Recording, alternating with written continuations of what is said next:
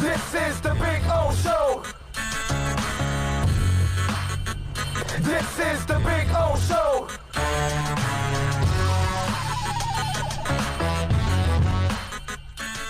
So yesterday, I saw where we were on the air while it was going on. Panthers losing to the Lightning, 5-0 in that game, and I started when I was driving home, Bill. I started to think about something, right? And I started to think about people that are absolutely stealing money for a living. And, and it's really easy to pick on Bobrovsky, right? Because, that clown has been just useless. Seriously, what's the difference between any of you and Bobrovsky out there? Well, what's the difference? We all would have allowed a whole bunch of goals, too. Who cares? One of the worst goaltenders in the NHL this year, Bobrovsky. It's that guy. I don't know. Remember the late, great Mad Dog used to say when, somebody lost a big game, Dolphins, whatever, they should stare at their shoelaces and make no eye contact with anybody today. Right? Out of the embarrassment. Bobrovsky is a guy that has to be the ultimate example of social distancing. Yeah. If I'm Bobrovsky, I want to stay away 6,000 feet from everybody. Forget 6 feet. I want to be 6,000 feet away from everybody. And at this moment he is, because he's stuck in a bubble in Canada. So he's way away from all of us down here. But if I'm Bobrovsky, their season will end soon. How does that guy walk around this town? At this point, you got to stay home and quarantine as much as you can. Stay away from when you go out. Wear a mask. Be responsible. Those kind of. But where does Bobrovsky go? Seriously. Do you realize that Bobrovsky steals more money than Whiteside did? Okay? Whiteside would put up stats. They wouldn't lead to wins because he's not that kind of player. You know what I mean? But he still put up some decent stats. Stats that were impressive at times. Where are the impressive stats with this guy? And then I'll do the same, and I'll tell you who's also stealing money. Dale Talon, dude. You realize Dale Talon's worse than Mike Tannenbaum. Yeah. He hasn't been around you didn't keep Tannenbaum around for 10 years. You kept him around for about, I think, 5. Then you finally got smart and got rid of him. 5 or 6, something like that. This guy's 10. And, of course, I'll say something that they have no balls at 560 or 790 because they can't. The few hosts that are left there, right? And there's only really a couple of real sports hosts left there. They can't say this. Fire Dale Talon, bro. Obviously, they can't. When I was saying fire Gase and Tannenbaum and put Greer in place, they were losing their minds. You can't be requesting somebody get fired. Well, what did they do anyway? They fired him, right? Usually when I say, get rid of somebody, it's because you got to get off that bandwagon already. And at this point, if you're the Panthers, seriously, can you think of a general manager and player combination of Dale Talon and Bobrovsky that are stealing more money in the history of local sports? Seriously, it should be. We're at a point where it's a crime now. It is a joke. And I'm thinking about it. You lost 5-0. And by the way, the head coach was telling us a week ago some of the best practices that they've had. Wow. You lost 5-0. Boy, I don't want to see a bad practice. Wow. How much are you going to lose by if you have a bad practice is what? A 15-0 loss? I was going to say at least double it, right? I mean, wow. All right, seriously, and I'm a huge fan of the owners. They need to make changes, bro. They need to make changes. And listen, it'll all come again to light, in the Islander series. But I was thinking about it yesterday, and Bobrovsky may be the biggest thief in the history of pro sports down here.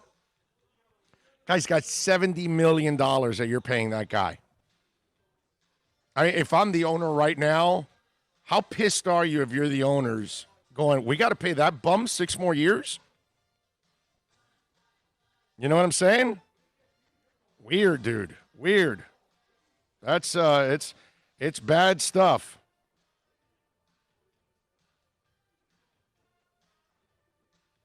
I'm just we got thieves among us, and Dale Talon and Bobrovsky are leading the way in thievery, dude. Absolute thievery. Man. Seriously, that guy needs to go into a cave and disappear and never see us again.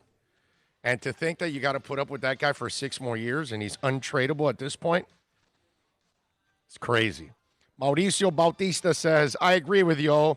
They've had one good season of success under Talon. They need to change at the top. Yeah, no, I mean, Dale Talon's been there 10 years, dude. 10 years. You know what Dale Talon's proven to me? That he drafts soft players. His teams are soft because you can keep changing the coaches all you want, and you keep changing players, but you keep a core. So it tells me your core's soft, the people around him are soft, and your coaches aren't good enough. And I think this guy's a Hall of Fame coach, but you handed him a soft team. What's he going to do now? I'm sorry, man. And you can't keep leaning on what he did in Chicago. That was a decade ago. And it's not going to get fixed because you bring the coach in now. Oh, well, they work together. Are we going to keep trying to capture the magic from Chicago? That was 10 years ago. And maybe it wasn't magic by Dale Talon. Maybe it was just luck by Dale Talon. Made a couple of nice picks, and the coach coached his ass off. Maybe that's what it was. I mean, really, but the thievery has got to stop in Sunrise. Yeah, and I told you this a couple of months ago. Because of COVID, I would not be surprised with all the losses that every team is taking, they're stuck with Talon for one more year.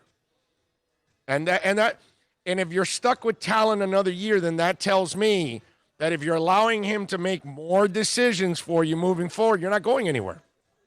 So I already know that the 2021-2022 season, if it happens, it's 2020-2021 because it's supposed to start, we're just finishing. It's supposed to start, exactly right around the corner. This fall, November. So I already know that the upcoming season is cooked. It's done. It's over. Why would you believe in anything the Panthers are doing anymore under Dale Talon? Why? There's no reason to believe in anything they're doing. I mean, I've already personally lost all hope already. I think I've been pretty open about that the last couple of months already. I lost it, what was it, in December or January or something? I said I'm off. I'm done. They're not going anywhere. You see their true colors, and you know what they are. That's all. Just to piggyback on that 1 year that we were good, scored over 100. We had over 100 points. Yeah. Won the East. We got bounced in the first round. Like I've said 100 times, they off of a 12-game streak. Yeah, that's exactly. Yeah, they showed up for a month. They weren't a good team. They just got lucky and got on a hot streak for 12 games, and that's a lot of points, and you lived off of that. And that's it, dude. You had your regular type of season, and then you added a 12-game winning streak on top of it, and that's what ended up making the difference. That's all, but you were never that team. You know what I mean? A true 100-point, no. You weren't that team. That's the problem with that. Anyway, so I was thinking about that yesterday, and I just wanted to get that off my chest because really we could talk about some thieves, Mike Wallace. We could talk about Hassan Whiteside. There's some thieves we had in town that have taken some contracts and, teams gave them stupid contracts. Ndamukong Suh, there's several guys that got severely overpaid, right? But I don't think anything's been worse than Bobrovsky. I don't believe it. I think Bobrovsky goes down now as the worst contract in South Florida sports history. And it's only started. Right, that's what I mean. So think about it. It's worse than Whiteside's, right? I mean, think about it. There were nights where Whiteside was, freaking awesome. And he put up some incredible stats. Now, he's not a winner per se because he's not going to do all the things the right way all the time. He's lazy. He'll chase stats and all that. But still, his production is better than Bobrovsky. I mean, that's the only way we can look at it. At least that's the only way I can look at it. Give some props to the team across the state. Tampa looked every bit the preseason number one, but they were playing us, like you said. Right? No, and dude, they've been this for 10 plus years now. Yeah, they're one of the marquee teams in this league, and I know Bobrovsky shut them out 2 years ago in the playoffs and all that, and I guess we're living on that too. But overall, they are one of the better franchises in the NHL, and they've proven that over and over and over and over again every year. They are a class in this league, man. Ian from Brooklyn was the first in the house. Josh is in. Sergio Romero says Mr. 999 is dead. COVID wins again. Who's Mr. 999? I don't know who that is. You gotta fill me in on that. Maybe okay? the over 1,000 deaths, maybe. I'm just guessing. No, saying well, that, over 1,400. Yeah, well, that's what I'm saying. We blew away 999. That benchmark that we talk about being a horrible day. Yeah, it's like I saw Herman Cain passed away, 74 years old. Okay. Yep. Rest in peace, Herman Cain. He caught it at a Trump rally. Okay. So, that's how it goes. Raging Dolphin Maniac is in the house. Man of 1,005 holds. Matthew Walker. Ronald Hubbard says, good morning, ladies and gentlemen. Looking forward to another great show from Big O and Bill. Thank you, sir. Damn, I don't watch the NHL, but if Big O says you steal money worse than Hassan Whiteside, then that's bad. Yeah, trust me. Seriously, dude. I mean, I'm not a Hassan Whiteside fan by any stretch, but I have to be fair. I have to be objective. Bobrovsky is a much bigger embarrassment than Hassan Whiteside because with Hassan, you were gambling on potential. So he showed you something, and you had to give him that contract because you were stuck. Bobrovsky has already proven that he's a stud, and he's been a stud. So now he's supposed to bring his stud skills here. They're paying you because you're a stud, and you have not been. You've been a failure. You've been an embarrassment, dude. So yeah, to me, it's worse because the Heat were projecting. They were trying. I understood. I disagreed with the contract at that time, but I understood it. Okay? I get it, what they were trying to do, because if it was a diamond in the rough and they did hit on it, then sky's the limit. You got to block the build on. But yes, exactly. And so I get where you tried and it didn't work out. But this reminds me a lot of Suh in a different way. This was the Dolphins mishandling it and misjudging what Suh is. It wasn't Suh's fault. Suh played his ass off and he played well, but he was never going to be that guy because he's never been that guy. He's not Donald and he's not Warren Sapp. He was never that guy from that position. Okay? So that's where the Dolphins failed. They thought they were getting Warren Sapp or Aaron Donald. That's what you pay that kind of money for for the guys that can disrupt to the point that they're also pass rushers at that spot. Those are rare. Those are hard to find. So I get that, but this guy, wow. This guy is, it's gross how poor this guy's playing. You would expect this production after 3 or 4, 5 years of quality.